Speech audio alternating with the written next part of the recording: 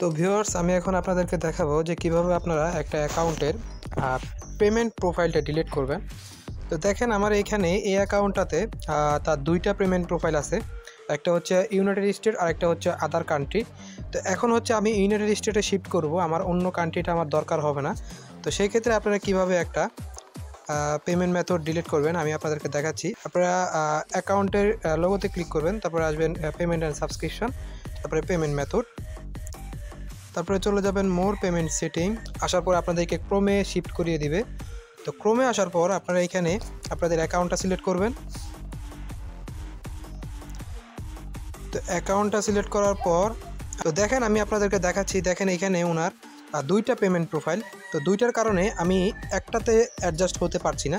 তো আমার যেটা প্রয়োজন নেই আমি সেটা ডিলিট করে দিব। একদম ইজি বিষয়। আপনারা চলে আসবেন সেটিং অপশনে।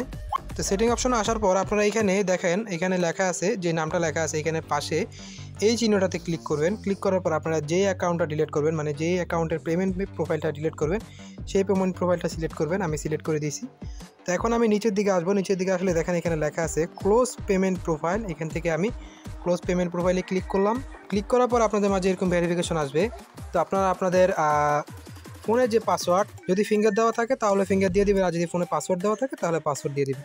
তো আমি ফিঙ্গার দিয়ে এটা কমপ্লিট করে নিলাম।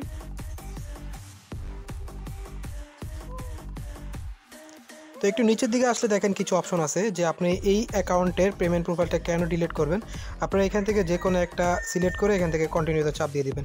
তারপরে এখানে আমি ক্লোজ পেমেন্ট প্রোফাইলে ক্লিক করে দিলাম। তো ভিউয়ার্স, আমি আমার পেমেন্ট প্রোফাইলটি সাকসেসফুলিভাবে ডিলিট করতে পারছি। আপনারা এভাবে এই টিপসটি ফলো করে এভাবে আপনাদের অ্যাকাউন্টের পেমেন্ট প্রোফাইলটি ডিলিট করবেন। তো আশা করি আপনারা বুঝতে পারছেন।